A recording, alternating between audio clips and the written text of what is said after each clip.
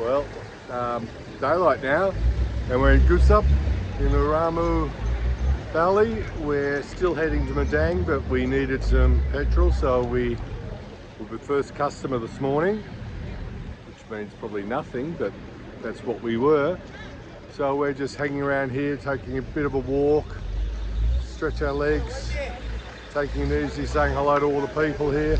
Great spot. Ramu sugars here. There's palm oil, cocoa, and all the village foods too, and production. So up there, that's the highlands. We're going around those mountains there to Madang, and it's been quite a pleasant drive. You know, the road's pretty good. Morobe has a bit of problems with the rivers moving, so you know, there's some areas of the road that aren't perfect, but hey, what's perfect? Anyway, we're having a great time, meeting lots of terrific people. Yeah, it's Saturday morning, no, Sunday morning, so we're feeling pretty good. We should be in Madang in about 2.5 hours.